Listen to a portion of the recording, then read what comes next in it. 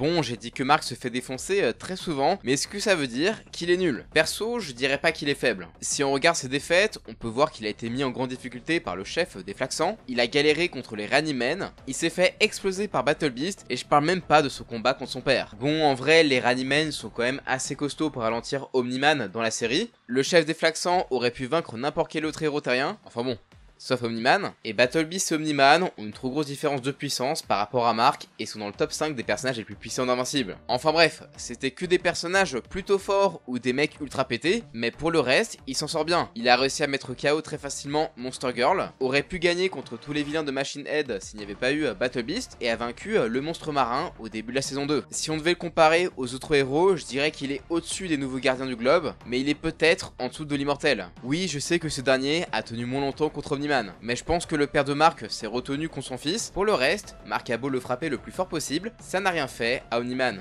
Mais quand l'immortel a donné des coups à ce dernier, ça lui a fait un petit peu de dégâts. Et dans l'univers alternatif qu'on a vu dans l'épisode 1 de la saison 2, l'immortel semble être un tout petit peu plus fort que son adversaire. Mark est dans le top 3 des héros les plus puissants de la Terre, et d'après Cécile, il n'y avait qu'Invincible qui pouvait affronter son père. Même si bon, on sait très bien que c'était pour la hype du combat final, et je pense que Cécile n'avait aucune idée à quel point Omniman était puissant. Mais son classement, il était bon. Par moments, Mark paraît faible, mais pour la moyenne terrienne, il est très bien. Mais le souci, c'est que comparé au reste de l'univers, il vaut pas grand chose pour l'instant. Ça, c'est le cas dans la saison 1. Dans la saison 2, il galère contre un gros monstre ou contre plein de versions alternatives des frères Mauler, mais c'est expliqué dans le mid-season de la saison 2 qu'en fait, il se battait pas fond, vu qu'il se retient parce qu'il ne souhaite pas tuer. Et dans cet épisode, il est parvenu à donner un bon combat et a presque gagné contre un Viltrumite, alors que dans le comics, c'était pas aussi serré. Pour le reste, il est capable de réceptionner un astéroïde et de le renvoyer. Il peut choper une balle de baseball tranquillement alors qu'elle a fait le tour de la Terre. Il a survécu à des lasers des Flaxans, ça montre qu'il est très résistant, parce que lui, ça lui a fait un petit peu mal, alors que ça désintègre des humains normaux. Et il survit à se faire électrocuter, brûler par du magma et fracasser au sol. Et il enchaîne directement dès qu'il s'énerve.